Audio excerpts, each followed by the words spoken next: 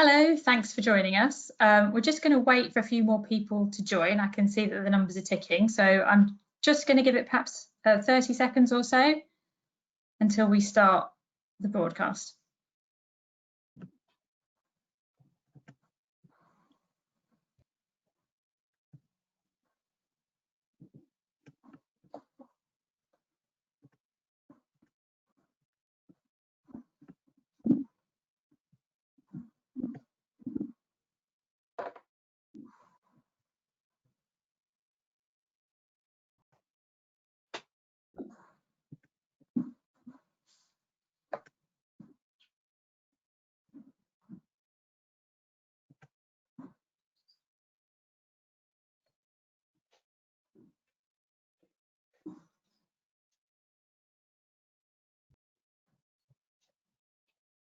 Okay, I think I might just kick off. So thank you for joining us and welcome to our webinar. For those of you who don't know me, my name is Flora Vietes and I head up the FRS at Ipsos Mori. And I'm going to be joined today by my colleague Kerry Barringer, who looks after our qualitative community, Money Talks, that supports the FRS. And today I hope we've got something quite interesting to tell you about how we perceive a financially polarised Britain. But before we start, I think it would be great if you could just fire off that last minute email that you're working on at the moment, or pop down your to-do list that you're thinking about, or quickly nip off and grab that cup of tea just as I take you through some of the introductory slides, so that we can hopefully have your undivided attention for 20 minutes or so whilst we take you through what I think might be quite an interesting and debating topic.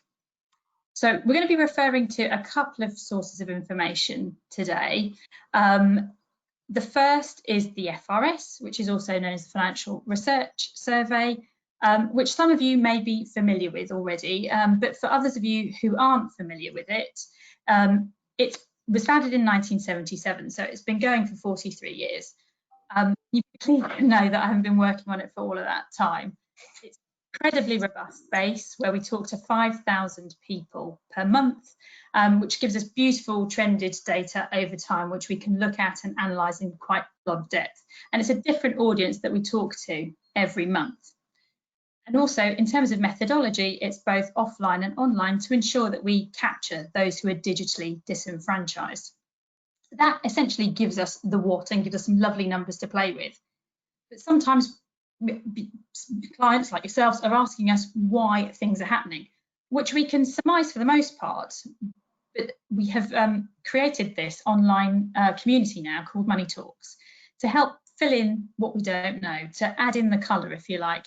And it also gives us a great opportunity to put our pulse on what's going on in the nation at the moment, to add the colour that we need and to also sense check what's going on. So this is essentially what we're going to be talking to you about today. And in terms of our agenda for today, we're all experiencing coronavirus at the moment, but our experiences are very different. So to start off with, we're going to look at how financial behaviours are different and the impact that coronavirus has had on those. Who in society is the most affected at the moment, positively and negatively? What history tells us about what might happen next? So again, we've got an awful lot of data and we've had a crisis before, so we can see what's happened, what we can learn from, and what brands are set to do well if they follow certain things. So hopefully you're all sitting comfortably and you're all set now. Ordinarily in a conference room, I'll be telling you where the fire doors are and so on, but today I'd like to direct you to the question box. So if you've got any questions during the course of us taking you through these slides, feel free to add them into the question box and we'll address them at the end if we've got time. This webinar is being recorded for other people to kind of join in if they weren't able to today. So if we don't get to them or you feel uncomfortable typing them in for general release, then don't worry, our contact details are available at the end and we can address them personally. Okay, so without further ado, I'm now going to hand over to my colleague, Kerry. Perfect, thank you, Flora. Right, just sharing my screen. So coronavirus and the subsequent lockdown has had some immediate impacts on consumers' financial behaviour. And one of the most profound is that it's really paused future thinking and really narrowed people's focus. As one of the members of Money Talks community says, this is about survival right now, not growth. Let's be thankful for what we have, try not to look too far ahead, be sensible and hopeful. And what this means for consumers differs from person to person. On one end of the spectrum, it means that things have been planning to do, been put off because they're seen as too risky. For example, one consumer that's giving up plans to go travelling and another that's giving up plans to give up their job in order to return to study. On the other end of the spectrum, it means that people who are struggling already have had to give up things that they've been planning and saving for. For example, one of the community members that's had to give up plans to buy a new boiler from both a financial and a practical perspective. When we were planning this webinar, it felt really hard to kind of imagine and foresee things that are positives for consumers' financials and those of businesses, but there have been some positives. For example, in April, there were £37.3 billion worth of deposits, and this is a further increase from March. There have also been £3.8 billion of consumer credit repaid, which has almost doubled in April to £7.4 billion. And for consumers, this is really credit card debt. There have also been negatives, obviously, and they're well advertised. The ONS says that there are 27% of people who have now been placed on furlough. Also, 610,000 people have been made redundant, and 60% fewer job vacancies now than there were at the beginning of the year. So, which pockets of society are set to lose? We've been working with the FCA since 2019, and we've placed their drivers of vulnerability onto the FRS. They have 4 key drivers of vulnerability. The first, health, so conditions and illnesses impacting consumers' ability to carry out day-to-day tasks.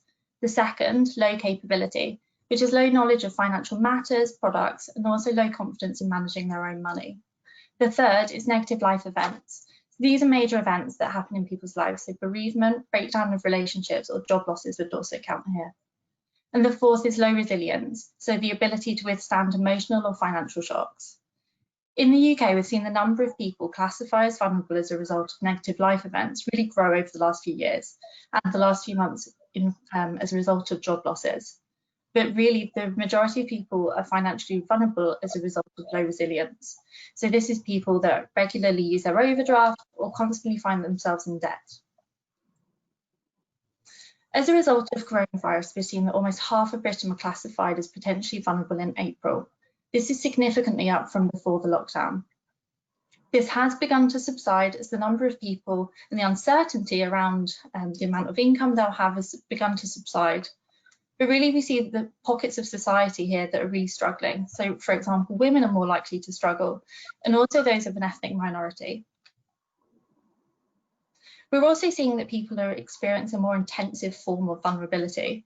So almost 1 in 4 people who would normally classify as vulnerable as a result of low financial resilience also classify as vulnerable as a result of negative life event. Consumers are therefore experiencing a more intensive form, which is both harder to manage and harder to get out of. An example of this is Ruth. So Ruth talks about her experiences where the system can't help her or her husband. And she says, life is going to get extremely difficult. My sideline income has stopped. My husband's business and his income will stop soon. The bills won't stop. I have no idea how we're going to get through this. And as I said, there are really 2 sides of this. So there are some who are finding themselves being increasingly comfortable. So about 1/3 of people have found that they've been saving more as a result of coronavirus, as their incomes have stayed relatively constant, but they're paying less and spending less on things like entertainment. The other side of the coin is the people that are really struggling, and that's about 8% of people. And that represents people that are either drawing on debt or they're using their savings to get by. So if we look at who falls within each of those buckets, so those that are particularly comfortable at the moment, and they're by no means have been untouched as a result of coronavirus, they're just relatively better off at the moment. And they're retired homeowners, independent homeowners, and young high flyers. Whereas those that are particularly struggling at the moment are steady workers, so those whose incomes have been paused as a result, their workplaces have either been closed or they've been placed on furlough, stretched renters and single parents, so those that were really struggling already. And it's here that the inequalities lie, because these types of people are particularly likely to be certain ages, genders, or ethnicities. For example, within stretch renters, 70% of those are white British, which is significantly below the national average of 80%. And similarly, within single parents, 2/3 of those are women. As a result, there are pockets of society that are really set to lose with long-standing damage. The inequalities that they're facing here aren't a direct result of coronavirus, but coronavirus has kind of exposed them further. So the LSE warns that the pandemic will further exacerbate the divide between the poor and the privileged, and it will result in economic and education inequality, which will further hinder social mobility. There are already 4 million young people living in poverty, and this is likely to increase over time. Sutton Trust highlights that those within wealthier households are more than twice as likely to have had £100 spent on their education over the last few weeks. They're also more likely to be in households that have computers and access to an area in which to learn. This has further exacerbated the divide in educational inequality. There are also 2 million pensioners living within poverty at the moment, something that's likely to increase over coming years as people approaching pension age are more likely to be reliant on state pension. So where are consumers likely to turn, and which products are likely to do well? So it's seen as an immediate impact on coronavirus, and we saw it during the last recession as well, that consumers prefer to rely on savings rather than debt. And that's the preference for 2/3 of people in the UK, particularly those under the age of 34. One of the main differences this time round is that penetration of savings products has fallen as a result of interest rate changes, but also as a result of other products that become increasingly normalised. For example, 8.2 million people now hold a pension, but they don't have any savings or investments. Those people are therefore very vulnerable and susceptible to any kind of financial shock that they may face. This is an area that Nest have been looking at, and they've launched a savings sidecar as part of, or trialling it as part of Workplace Pension. We're likely to see more of those multi-purpose products coming onto the market in coming months and years. We'd also like to see people turning increasingly to delayed payments. So 0% credit cards did really well during the last recession, and they've become increasingly popular since. We're also likely to see people take payment holidays, and there are already 1.6 million people that have taken a payment holiday on a mortgage. Providers like Klarna are also likely to do really well over the next few months. So Klarna is a short-term loan that you can take, and it covers you for 3 months, and it's a 0% interest, with the e-commerce site paying for the product with Klarna. And it's a really interesting offering. People are also increasingly reborrowing. So overdrafts did really well during the last recession, but then used less so now, with people generally using credit cards in their place. We'll also see people turning to low value loans. There aren't that many on the UK market provided by traditional providers, but it's an area that TSB have indicated they're looking into. For those able to afford them or with a steady income, we'll see them using things like salary finance or payday advances. But for those that don't have a good enough, a position that offers those, we're likely to see them pushed further towards payday loans with the really high interest rates. And those really are the most vulnerable people turning and using those. We'll also see vulnerable people increasingly going to arrears on utilities. So this is something that's already happening, and Citizens Advice warns that 10 million people are already in this position, and 2 million people are already in arrears on council tax as a direct result of coronavirus. So I'm now going to hand over to Flora, who'll talk about the implications for you and your business. Thank you. So what does this mean for your business? I recently wrote a blog which talked about the word crisis and the characters that are in Chinese for that. One side represents danger and the other side represents opportunity. And I genuinely believe that this time will provide a good opportunity for financial institutions. And in fact, I'd probably go as far as to say they could be the next heroes of the piece if they get this right. All brands have got brand value, a motto, a tagline, and now their true purpose, I think, will come to bear and it will be tested. So for those that are financially doing well off and have got more money, they're going to probably look to brands that chime with their own values, and that could be social, ethical or environmental. And we know that earlier on in the year, there were some organisations like Legal & General and also BlackRock who were focusing on sustainability and the green agenda. And I think now that may get some real momentum with people voting and putting, their money with those organisations that chime with those particular values. Mark Carney, the former governor of the Bank of England, says something similar, where he says there's a possibility that the gulf between what markets value and what people value with close. And I think that will happen with those individuals who are doing better at the moment. Mary Portas also talked about those that might be struggling. So she was advising in terms of retailers and the high street, but essentially branch networks fall into that category. And she was saying that, people who are financial providers that are able to support people who are struggling are likely to do well because those emotions will run deep. So brands like Lloyd's, for instance, that talk about by your side, this will be the test that could chime ever so well with your customer base. For HSBC, the world's local bank, equally on the high street, doing things that are now more local. We're all doing things that are more local, having that presence there, and those brand values could really be important at this particular time. So Warwick Business School talked about trust, and they think that it's a particularly precious commodity in tough times. So now in the forthcoming recession that we're probably going to hit. And the work that they have done indicates that at riskier moments, like the last crisis, people are more likely to switch products, which is a particular threat or possibly an opportunity. Ipsos have done an awful lot of work in this area, and last year we've got a whole body of work that's available on trust, and we get asked about it an awful lot by our clients.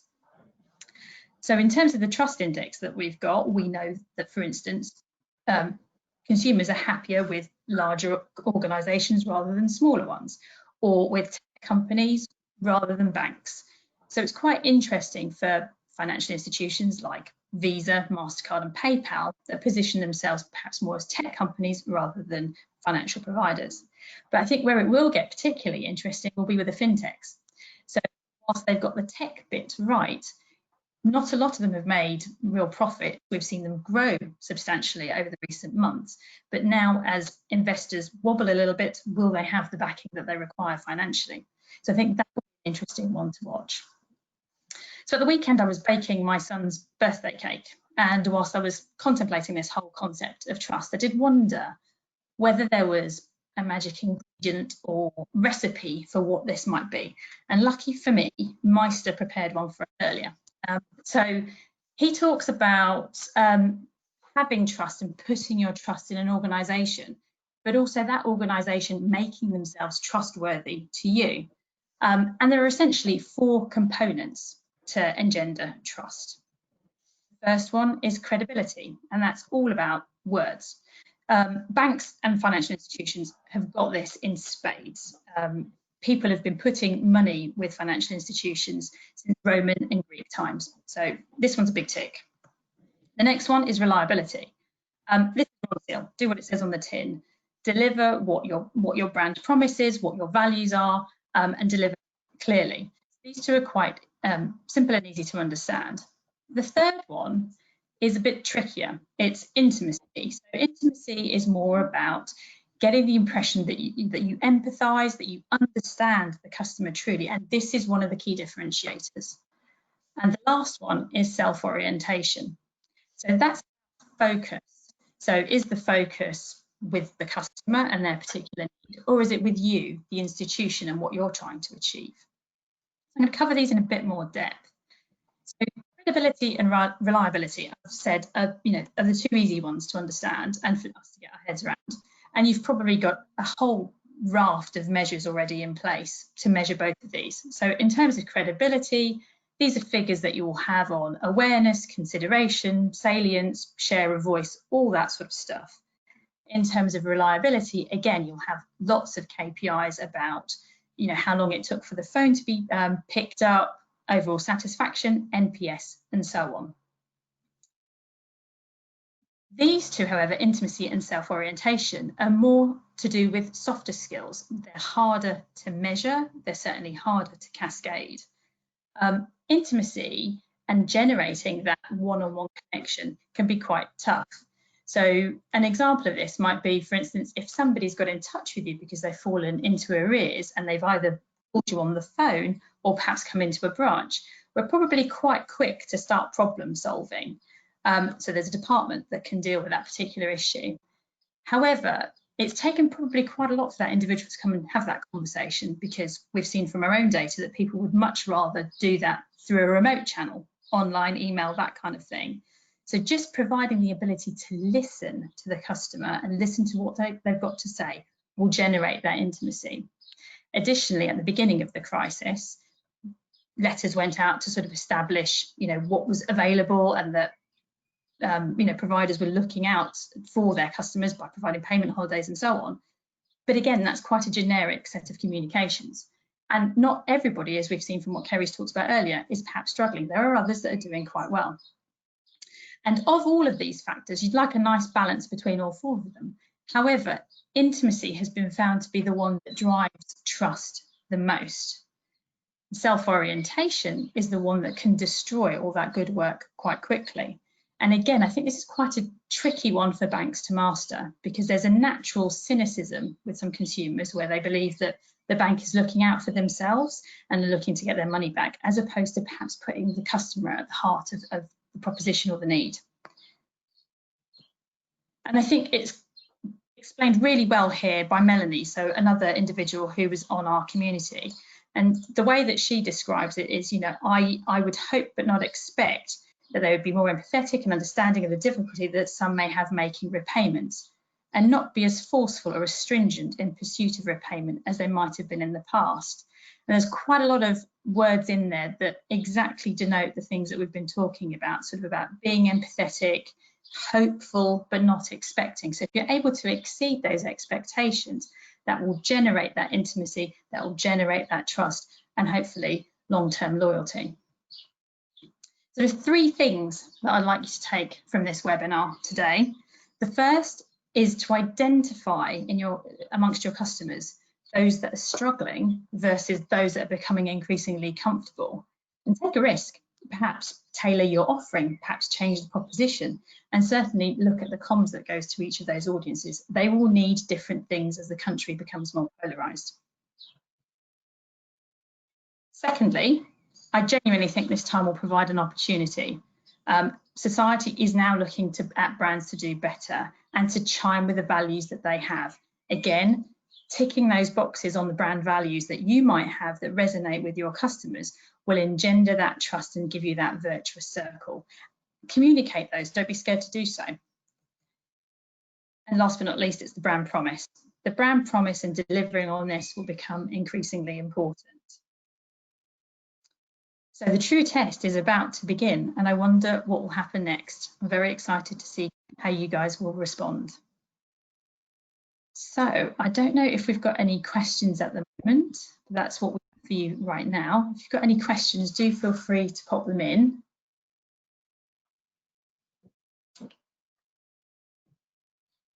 I've got one that's come through about perceptions and intentions. So if a bank has the perception of being negative and self-serving, how do you change that with your intentions?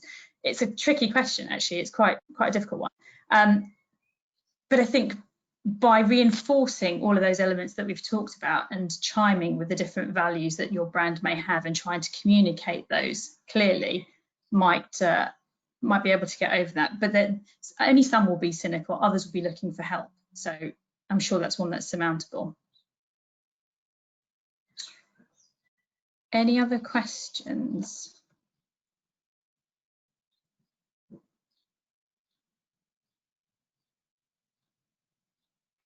Doesn't seem so. Okay, well, I've left our contact details there in case you'd like to get in touch with us after the webinar. Really lovely to have you all join us this afternoon, and I hope I see you again soon. Thank you.